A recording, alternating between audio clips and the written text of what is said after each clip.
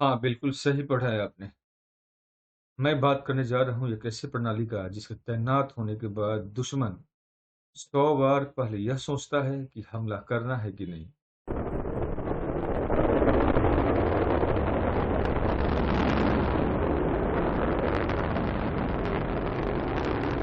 क्योंकि इस पर दुश्मन का कोई भी वार, चाहे मिसाइल हो, बम हो, लड़ाकू विमान हो, कुछ भी इसके सामने टिक नहीं सकता है।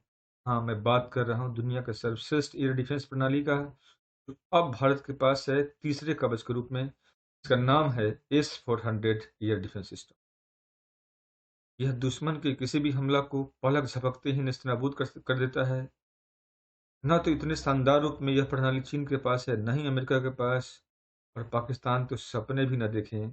अमेरिका के पास थार है, का पूरा नाम है terminal high altitude area and defence, जो इसके आधे के बराबर भी नहीं है। चाइना के पास HQ-9, HQ-16 है। हालांकि चाइना HQ-26 पे काम कर रहा है, पर वह भी कोसों दूर है इससे। इसराइल का आयरन डोम भी काफ़ी पीछे छूट जाता है इससे। और पाकिस्तान के पास तो चाइना का ही दिया हुआ एल LY-80 HQ-9 है, जो कहीं नहीं लगता है इस एयर डिफेंस ट्रायम्फ के सामने।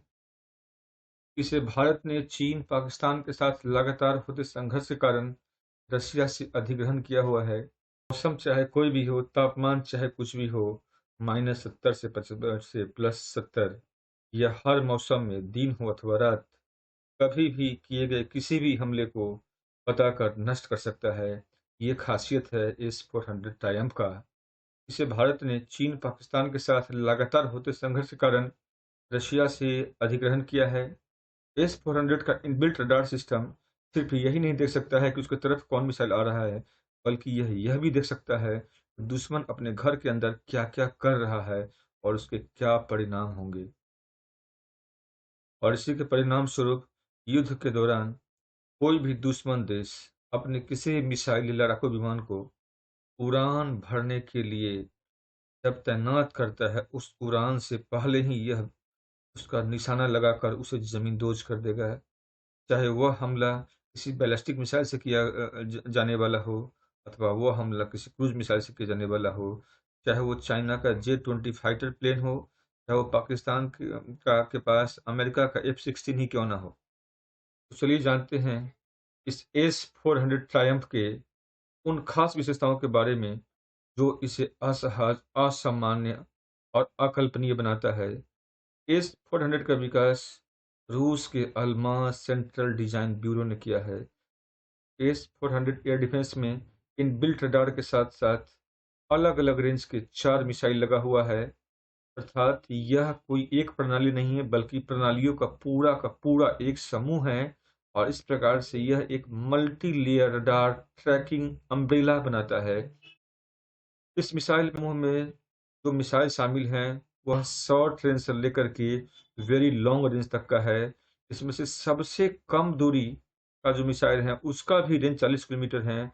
उसके अलावा 120 किलोमीटर रेंज का मीडियम रेंज का मिसाइल लगा हुआ है, 240 किलोमीटर रेंज का लॉन्ग रेंज मिसाइल लगा हुआ है, और 400 किलोमीटर रेंज का वेरी लॉन्ग रेंज मिसाइल का एक एक पूरा का पूरा यह एक समूह है। और इस प्रकार से इस एक प्रणाली के अंदर 4 मिसाइल लगा हुआ है, जहां इसका रडार 600 किलोमीटर रेंज में तो 60 टारगेट को ट्रैक कर सकता है, और 400 किलोमीटर तक 72 टारगेट को। सिर्फ इतना नहीं, यह केवल एक एयर डिफेंस प्रणाली नहीं है, बल्कि यह अपने आप में एक विमान भेदी, मिसाइल भेदी और क्रूज मिसाइल भेदी डिफेंस सिस्टम है। वैसे तो इस मिसाइल का विकास 1990 के दशक में रूस के द्वारा किया गया, पर सच्चाई यह है कि रशिया इस सिस्टम पर कोल्ड वॉर के दौरान से कार्य कर रहा है, क्योंकि इसके विकास के पहले वह S-200, S-300 को विकसित कर चुका था, और आगे भी रूस अपनी इस यात्रा को जारी रखेगा।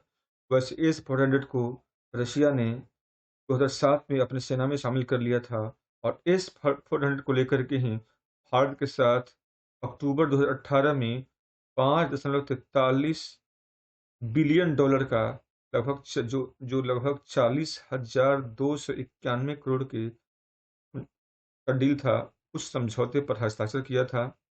हालाँकि इस समझौते के राह में अमेरिका का काटसा कानून आ रहा था, क्योंकि अमेरिका चाहता था भारत अमेरिका का पैट्रियोट पैक 3 खरीदे, जबकि भारत चाहता था कि वह रशिया का S-400 खरीदे। काटसा कानून का अर्थ है countering America adversary through sanction act. मतलब काटसा कानून के अंदर यदि कोई देश आता है तो उसे उसे अमेरिका के प्रतिबंधों का सामना करना पड़ेगा। भारत से पहले अमेरिका यह कानून चीन पे लगा चुका था, पर भारत पे यह नहीं लगाया, और यही एक वजह था इस डील में देरी हुआ। चलो जो भी हुआ, अंत अच्छा रहा। अब यह मिसाइल भारत के पास है। यह मिसाइल अभी न्यूज में इसलिए है कि भारत को S-400 का चौथा और 5वां रेजिमेंट मिलने वाला है। रूस से अब तक भारत को 3 रेजिमेंट मिल चुका है। एक रेजिमेंट में 8 लॉन्चर अर्थात 8 लॉन्चिंग ट्रक, और हर ट्रक में 4 लॉन्चर लगा होता है। और इस प्रकार से वर्तमान में भारत के पास कुल 96 ऐसे मिसाइल मौजूद हैं। 2024 तक रूस भारत के द्वारा किए गए डील के 5 रेजिमेंट के सभी मिसाइलों को डिलीवरी कर देगा। सिर्फ इतना ही नहीं, बल्कि S-400 का स्पीड 14 मैक अर्थात 5 किलोमीटर प्रति सेकेंड, मतलब 17,000 किलोमीटर प्रति घंटा का होगा, जबकि इसका टारगेट डिटेक्शन रेंज का क्षमता 400 किलोमीटर है। रेडी टू ऑपरेशन की बात करें तो यह 5 मिनट में किसी भी ऑपरेशन को अंजाम देने के लिए तैयार हो सकता है। और स्टैंड बाई मोड में जैसे ही आप इसे सिग्नल देते हो, यह 35 सेकंड में लॉन्च होने के लिए तैयार हो जाता है। एक बार में यह 36 टारगेट को डिस्ट्रॉय कर सकता है, और अधिकतम 30 किलोमीटर तक के ऊंचाई पे भी यदि कोई टारगेट होगा, उसे भी यह नष्ट करने के लिए तैयार है। S-400 सबसे अलग, सबसे खास, सबसे महत्वपूर्ण अगर कुछ बनाता है, तो वह इसका है दुश्मन के किसी भी एयरक्राफ्ट के इलेक्ट्रॉनिक डाटा को ग्रहण करने का है।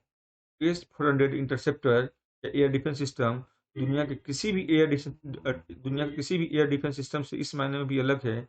यह सिस्टम दुश्मन के किसी भी एयरक्राफ्ट का या टैंक का इलेक्ट्रॉनिक डाटा को प्राप्त कर सकता है, और उसको आपस में शेयर कर सकता है, उसे भेज सकता है।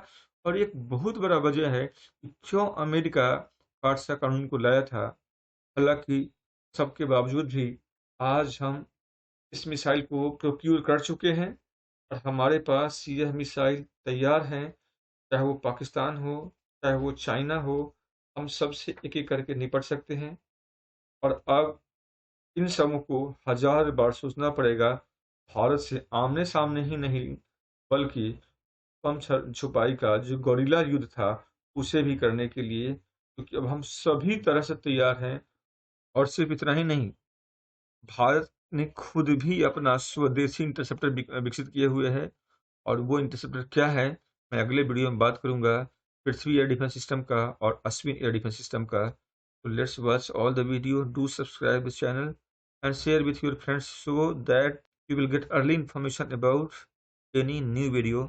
Thank you. Bye.